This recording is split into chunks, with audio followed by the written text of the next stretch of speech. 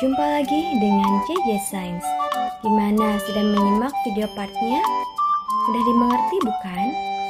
Oke, pada video kali ini merupakan kelanjutan dari video sebelumnya, yaitu ngebaso part 5 sesuai dengan kisi-kisi.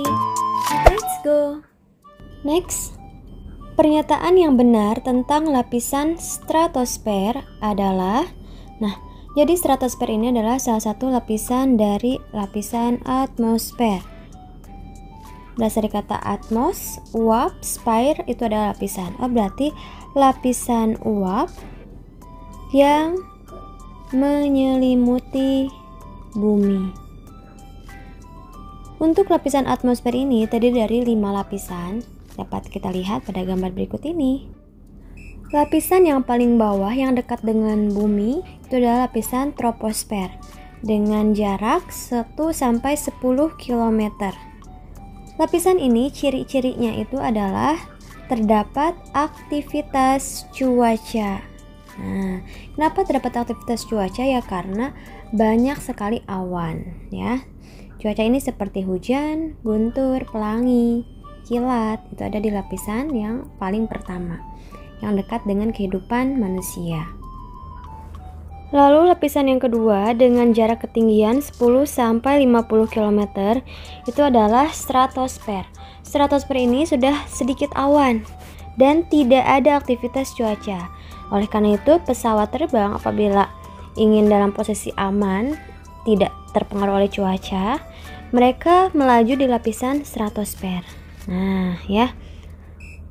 Dan di lapisan ini terdapat banyak sekali ozon, hampir 90%. 10%-nya ada di lapisan troposfer.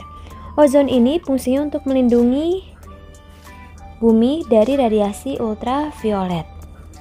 Lalu lapisan yang ketiga pada ketinggian 50-85 km itu adalah lapisan mesosfer. Dari namanya udah jelas ya, itu dari kata medium, tengah-tengah ya. Jelas ini ada bagian tengah dari lapisan atmosfer bumi. Mesosfer ini melindungi bumi dari adanya benda-benda langit yang jatuh ke bumi. Misalnya kita ambil contoh adalah meteor. Jadi ketika meteorit itu benda yang ada di luar angkasa. Meteorit yang masuk ke bumi namanya meteor. Ketika meteor memasuki lapisan mesosfer, ini akan terbakar habis di lapisan ini sampai terbentuk serpihan-serpihan kecil-kecil ya, karena sifatnya itu adalah panas. Berarti kata kuncinya ingat saja bahwa mesosfer ini adalah lapisan bumi yang melindungi dari hujan meteor gitu ya, biar mudah diingat ya. Lalu pada ketinggian 85 sampai 500 km itu ada lapisan termosfer. Termosfer ini fungsinya untuk menghantarkan gelombang seperti gelombang radio dan lain sebagainya ya, sehingga bisa ditangkap oleh berbagai wilayah. Dan lapisan yang paling terluar lebih dari 500 km itu adalah eksosfer, dari kata eksternal, eksosfer. Lapisan yang paling terluar. Lapisan ini terdapat satelit. Dan di lapisan eksosfer ini ketika benda atau satelit ini ada di lapisan ini, maka gerakannya itu motionnya itu mulai slow ya, mulai kayak lambat dan tidak bisa bergerak dengan bebas karena gaya gravitasinya sangat rendah. Termasuk molekul-molekul di lapisan eksosfer ini adalah sangat rendah, sangat sedikit. Karena ingat, molekul-molekul juga seperti oksigen, terus hidrogen, nitrogen itu kebanyakan di dekat-dekat dengan daratan. Artinya di lapisan troposfer lah yang paling banyak karena gaya tarik bumi yang menyebabkan molekul juga ketarik ke bagian pusat ya, pusat bumi. Maka jawaban yang benar tentang lapisan stratosfer adalah kalau yang A, tempat terjadinya cuaca pelangi petir. Ini adalah troposfer, bukan strato ya. Lapisan yang mengandung ozon, ya ini dia, yang B jawabannya. Untuk melindungi bumi dari radiasi ultraviolet. Kalau yang C masih ingat, melindungi bumi dari hujan meteor, fungsi dari lapisan apa? Ya, mesosfer. Yang D dapat memantulkan gelombang radio. Ini adalah termosfer. Oke, mudah ya, cukup diingat aja gambar lapisan ini. Next, lapisan ozon dapat mengalami terganggu konsentrasinya karena adanya gangguan gas yang mampu memecah molekul ozon di atmosfer. Gas yang dapat merusak lapisan ozon tersebut adalah CFC. Nah, ini ya. Ini udah dijelaskan bahwa CFC ini akan merusak ozon. Ozon tuh O3. Dirusak ozon ya. Karena sifat klorofluorokarbon, klorinnya ini Cl, akan mengikat oksigen sehingga ozon berubah jadi O2.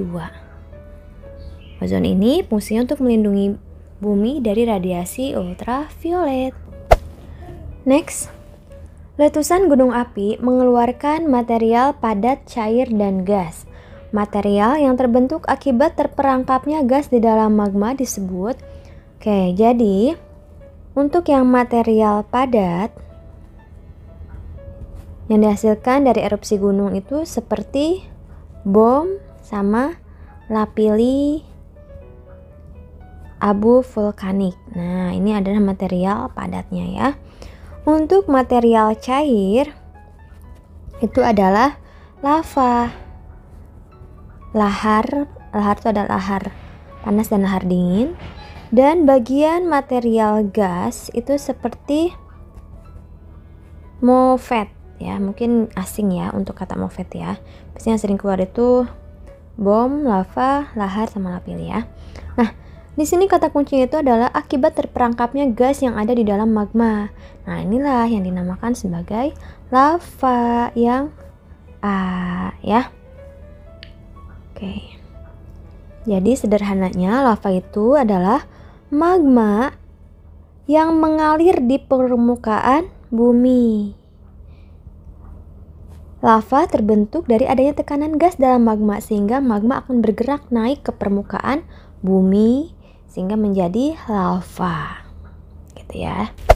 Next, strategi mitigasi bencana alam gempa bumi dibedakan menjadi 3, yaitu sebelum, sesaat, dan sesudah terjadi gempa bumi.